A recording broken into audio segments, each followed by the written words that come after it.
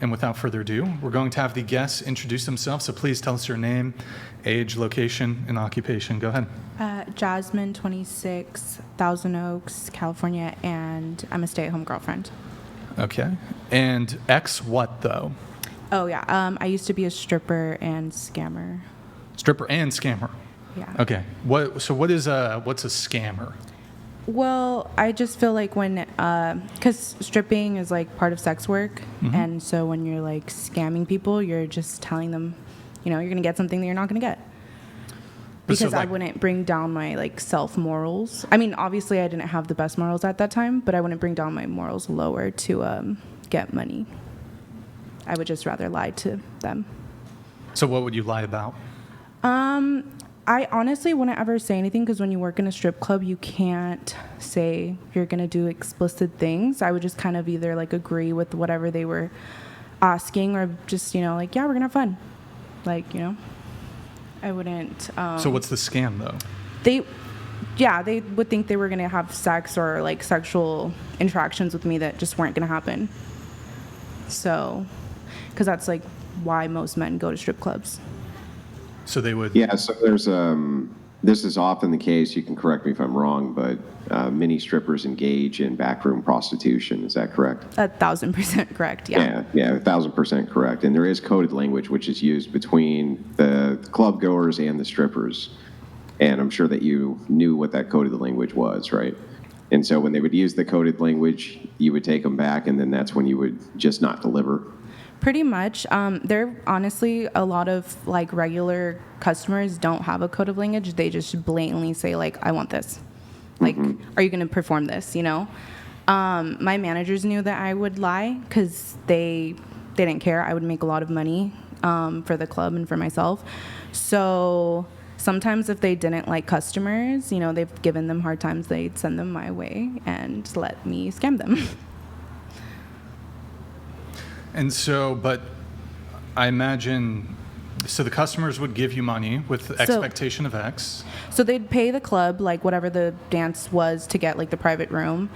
And then when we'd go in, I'd ask for my tip first. And then I would figure out how to entertain them for 15 minutes without doing what they want or anything really.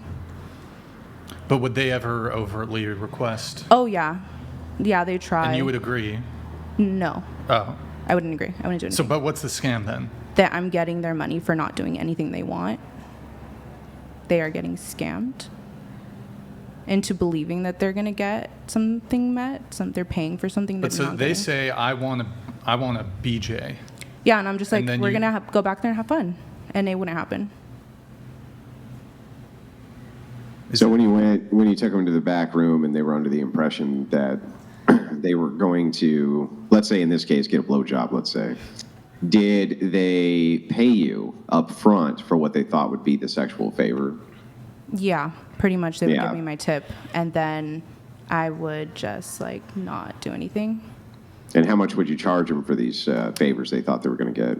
I honestly didn't charge. I would just like, if it looked like someone that was going to be difficult, I'd ask for like more. They usually had like something that they'd offer like $200. Like some girls are in there doing stuff for like $50. So you have to like really be, and it's usually those customers that would be aggressive. Like I've had customers push me into walls. Because again, like they do get mad. They go to like the manager and complain, and at the end of the day, there's really nothing that they can do if I just told my story. Like I didn't agree to anything. I just said we're gonna have fun. But I mean, you seem to acknowledge yourself that there's a scam component here. Yeah, but I wasn't gonna scam myself out of my own morals and like dignity of giving a stranger a blowjob or sexual favors. So okay, was there aside from like what you were doing in the strip club, was there any other sort of scamming stuff? Yeah, I had a fake fiance for like 2 years. I met him at the strip club. How did that play out? I worked at like a bigger club in LA, which is like it's a like topless bar. So they serve alcohol and they have like sell sections and stuff. I met him there, and he invited me to a Dodger game. So I said sure, and then we went on another date. And then from there on, he just he knew he wasn't gonna get sex out of me because I was at the time abstinent, and so he just started spending a bunch of money, thinking that he was gonna get eventually sex out of me. And then he proposed to me on like the third. Bigoted Ben donated $69. Q4 panel, what does dismantling whiteness mean to you and how important is it? Well, I mean, We're still in introductions. Maybe we'll get back to this one, Bigoted Ben. yeah, we'll have to save it for later. So wait, the fake fiance, so was he just like giving you money and stuff? Yeah, he was paying my rent. We would go out all the time, go shopping, pretty much like anything I asked for money-wise, I would make sure that like he gave it to me. Or sometimes even like I would send it to myself from his phone, and he had no real problem with that. Okay. And so how much a month do you think he was spending on you? Willingly, he was paying like $5,000 of my bills when I would just pay myself at that time. I was probably making like 15-ish, like 12 to 15 from doing that. From scamming in total, like other dudes too? Or? No, just him. Like just from him, I would probably send myself like around 10,000 like a month. Wait, you said willingly. Willingly, he was sending me my rent, my bills were What was paid. he sending you unwillingly? Like we would go out and I would send myself money from his phone, and at the end of the day he wouldn't care. He'd be like, okay, like just make sure you spend it on something you like need to pay for. But he knew that you were doing this? Most of the time he was like drunk. So you'd open up his phone, go into your Venmo, Cash App, Apple Pay. and you would just send yourself? Yeah. Okay. I was at a really low place in this time in life. You were in a low place? Yeah. And wait, so how old was this guy? 52. Okay, how old were you? I met him when I was 23. Okay. So I Do you, stopped talking to him probably like a little bit earlier this year. but you've now become a Christian? I've been a Christian for a while. I was just like super lukewarm because I was like dancing and trying to survive. So my means of like taking money from him was like I don't have to be at the strip club and deal with all of that. So yeah. And so, but now you're a bit more serious about your faith, or? Well, I got baptized last year, and it's not more about being serious. I think it's just the fact that not everyone is going to come to God. Like, it's not easy to just leave that lifestyle behind. Because I started dancing when I was 20. So it's like you have to realize, like, that's like a long time of being involved in that lifestyle and getting used to it. The fast money is like something really hard to let go of. And wait, so, but now, do you regret some of the scamming? I feel bad for what I did to him, particularly because I probably took over like $250,000 from him in the time that I was with him. Like he paid for me to get plastic surgery, like my breast done, liposuction, and I wish I never got those procedures. He also got me a car in his name. Like, yeah, I regret what I did to him personally, but at the same time, like, I was in a place where I was being very selfish. And I don't regret it because I've learned that, like, a lot of those trials, like, I feel like God was bringing me through to be where I am now, to understand girls that were in my position or currently in it. Just to be clear, God was bringing you through the liposuction and fake breasts and the... That was a me thing. That wasn't God. God didn't tell me to do that. It was more of like a me thing because I was insecure. And so any of this money that you accrued from him, have you returned It's gone. anything? It's gone. Fast What? money leaves you faster than it comes. Right, but I mean, you say some of the money he willingly gave you. No, Perhaps, he didn't get anything back. Huh? He didn't get anything. Right, but perhaps that might not necessarily be so subject to return, but I mean, the money that you essentially stole from him, where you said you'd go into his phone, Apple Pay, whatever, you spent that money, but you did take it from him. So, for example, if you were to come into money of your own, would you consider giving him back some money? When we like ended whatever the relationship was, he still was trying to give me money to like stick around. God donated $69. Whoa. Don't blame me for this. Okay. Do you have a response to God? What do you mean? That guy? Don't blame me for that. Ugh. No, that's not God. Okay. You said towards the end of your relationship, he was still trying to give you money? Yeah. Okay. Well, putting that aside, even granting you that the money that he was willingly trying to give you was fine, you did admit to taking money from him unwillingly. Yeah, and he knows that. Huh? He knows that. Like he realized everything like towards the end, and he was still like, I want you to be in my life. I want to get married. So, Metro Mac donated $69. What liposuction? It appears you don't just lie about your body count. I didn't even talk about my body count. okay. Thank you, Matt. Well, so perhaps he has forgiven you or accepted that you stole the money, but don't you feel some duty to just pay him back regardless? Honestly, the last conversation we had, I felt as if, like, because he was like, you should just stay with me and I'll give you, like, the life you deserve, the life you want. I very much felt like that was, granted, the enemy or, like, the devil, whatever you guys want to call it, trying to drag me back into that lifestyle, because that was, like, the last thing I was holding on to from just being in that, like, area of life. Okay. Wait. Hang on, back up. What? So let me get this right. You knew that you were never going to actually be with this person. You knew that you were in a fake affianced relationship with him. Is that correct? Yeah. And so you stole $250,000 from him. What Brian is looking for is he's looking to see if you hold any accountability for that. How much of that is your fault? Isn't it 100% your fault? Wasn't he a victim of you? In total, that's how much I got out of him. That's not how much I took from him. And so that's Yes, like but also hang on. If the entirety of the relationship from a person who you were falsely engaged to was done under false pretenses, then everything in which he spent and that you took under false pretenses would be theft. I think we can also... It's a fair point. Yeah, it is. It's a very fair point. But I also think, like, if we look at it from another standpoint, when I was in that time of life, I was also looking at it as he's willingly spending all this money in the hopes of having sex with me. Because that was the end goal, to get Well, married. yeah, so we could have you sex. told him that you wanted to be his wife. I didn't Of tell him course that. he proposed to me. Did you say yes? Fromia Hold on. donated $69.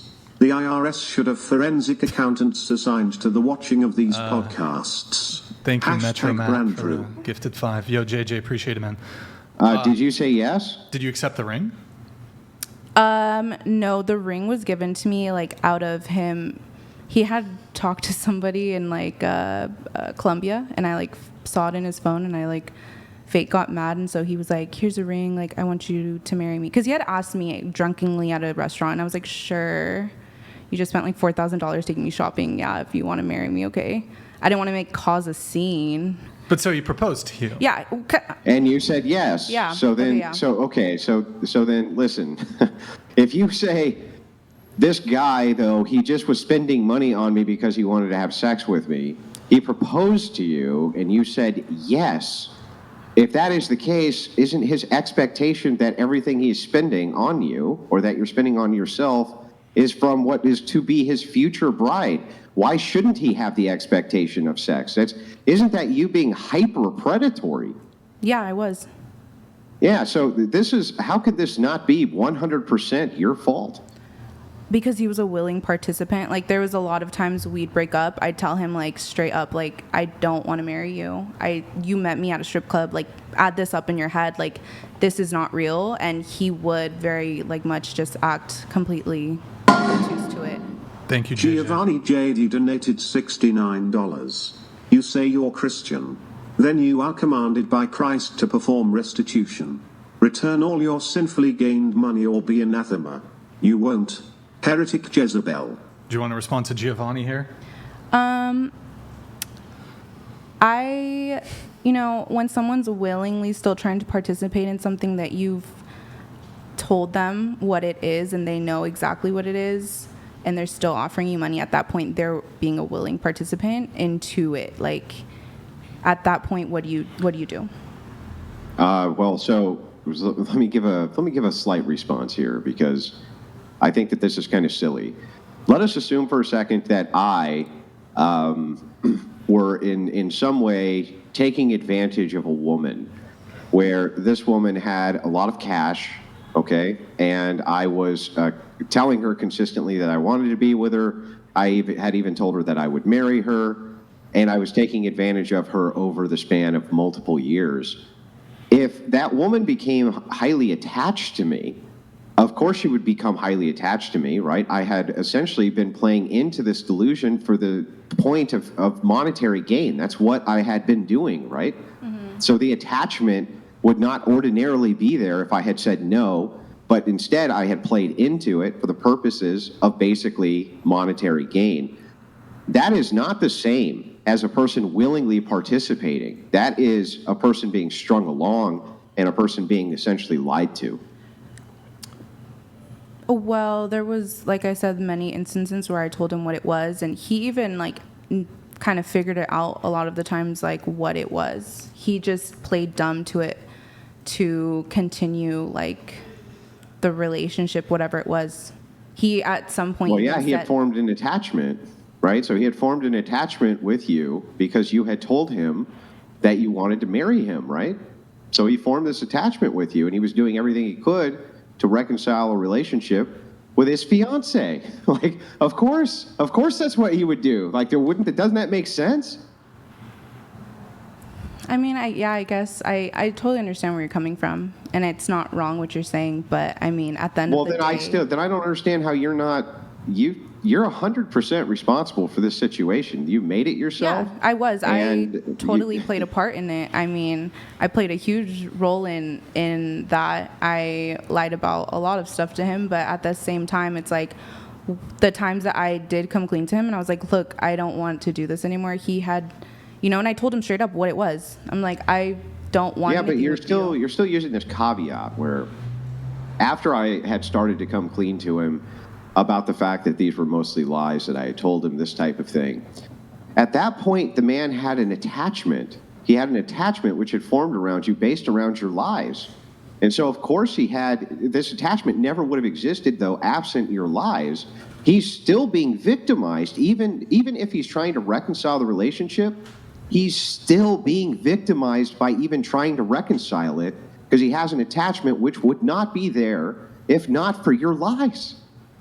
Well, he had multiple other women that he was like giving money to, so I don't see it completely as like he has a problem. He deals with like alcoholism. It's really weird that suddenly he has lusting over women in that way.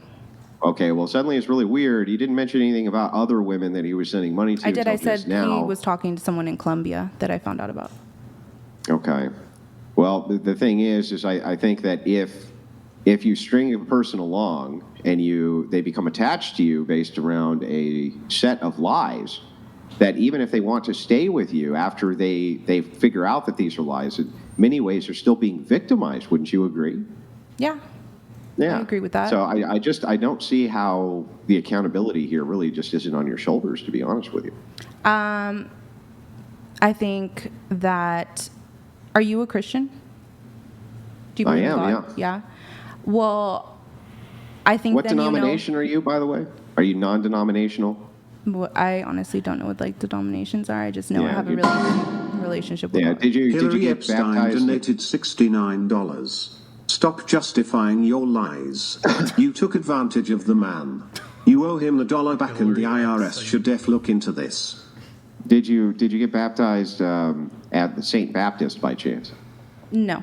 I don't know what denomination my church is. I just know it's like a Christian church. What's it called? Well, yeah, okay. Don't tell me what it's called, I guess. Never mind. I don't want you to dox yourself. Sometimes just by the name of the church, I can figure out the denominations, why I ask. So in any case, I guess regardless of your denomination, yes, I'm a Christian. I'm not exactly sure where you're going with that. So my question was like, so you know that obviously this world is not made perfectly in God's image, and you know that we are tempted daily, and even the best Christians, we all sin, even if it's not like as bad a sin as I was living in, but we all do. I'm sure you've sinned like at least 3 times this past week, and it's not something that you feel that you I need. sinned 3 times today. Exactly, that's what I'm saying. So, But I don't understand what the point is here. okay, let me get to the point, please. Okay. So my thing is that yes, what I was doing was wrong, and I had not fully came to Christ and tried to live my life by Him yet. I was still very much living for the world. I was still very much living by this like societal image of like, I didn't like being called a city girl, but obviously that lifestyle of like, take it, spend it. I want to live this like luxury lifestyle that it's all over social media. Like I was 23, 24 at the time, and I was trying to just, live my best life. I wasn't living with Christ. Yes, but do you understand that the point of Christianity is the salvation of Jesus Christ due to his sacrifice for your sins? Yeah. And that it's through Jesus Christ from which you are saved. Your sins can be washed away, but the material stain that you leave behind on the world, you're still responsible for the things that you have done. Christianity is not a form of salvation which then states that all wrongs that you've done now are also washed away. And I'm not in this saying- material world, the non-metaphysical world, right? You have wronged this person horribly. And that's why the chat is asking how you plan to compensate for that. Just saying that you have been saved, right, I don't understand how that somehow alleviates the burden of responsibility that you have. Well, yeah. I mean, we're also talking about like a 2-year-long relationship I had with this man. Like I totaled a car due to him, so that was like $50,000 of my own money. Like it was my car that I bought before I met him, gone. Wait, how's that his fault? He was drunk driving my car. Oh, he was driving the car? Yeah. I thought you said you totaled it. Well, I took fault for it because I just wasn't gonna make him get a DUI. So you got the DUI? No, I didn't get a DUI, but I wasn't drunk. So there's a lot of things. Okay. Yeah. Insurance didn't take care of it? He hit parked cars. Okay. So, yeah, no, car gone. Also got a car in his name, and he repoed it because he ended up not wanting to pay for it anymore. Like, there's a lot of things that I know that I got my karma, if you want to say, or just like the world gave me what I was owed in that relationship. Like, I don't sit here and think that I'm like completely. Karma is a non-Christian value, just so you know. I know. I'm just saying for like people that see it as that way. Ulysses the Pagan donated $200. Thank you, If man. this was gender reversed, the male would be vilified. Funny when it's the woman that does the victimization, it's still the man's fault for being a sap. Hey, Pagan Man, really appreciate it. We're going to have to get the other people's intros, but we can perhaps come back to this in a little bit. But I'm assuming there were like other people that you scammed too. Like it wasn't just one guy. It was probably, how many people do you think you scammed? Honestly, just him. I had a sugar. on. No, I had a sugar daddy when I was 20, but he just took me shopping, and he was like more of a rich friend. He didn't expect anything out of the like friendship. But then there were the guys at the club. Yeah. You were scamming them. Yeah, Okay. but I feel like if you're a man going into a club trying to have sex with the woman and you're willing to pay for it, like at the time I just felt like that's kind of what they deserved. Do you think prostitution should be legalized? No. Why? Okay. Well, I mean, you have your own objections to it, but I mean, whether they deserve it or not, I mean, so there's a civil and criminal component of fraud. So if you essentially agree, I'll do X for But that's the X thing is I amount. never said I agreed. I said we're going to have fun. You'll have a great time. That's the thing is like it's right, but even you seem to acknowledge that this is a scam. Yeah. Like you said it's a scam. So there's some component of you knowing that that's their expectation, and you're kind of like, Have you ever been to a strip club? I went once when I was 18, 19, something like that. Okay, yeah. so just picture like the worst men that are going. First of all, I assume you wouldn't have sex with the random girl that you met at a strip club. No, in fact, I didn't even spend any money, so you would have fucking hated me. I just went. No, just I my actually- friends dragged me. I They're like, loved- Brian, come. I was like, eh. I okay, I'll loved do when it people would just once. like have conversations I'll with go us. once. Because it's like It was terrible. No offense. no, I hate strip Terrible. clubs. Like Terrible. I can't even go like They almost kicked me out because I didn't spend any money. yeah, they're like that. No, but I don't feel like they really deserve to get like it's. I just feel like what they were going in was to do something wrong and dirty. And obviously the girls that if somebody breaks into your house and they steal your illegal drugs, you're still the victim of a crime. You realize that? okay, but that's Do you like, know why that would be?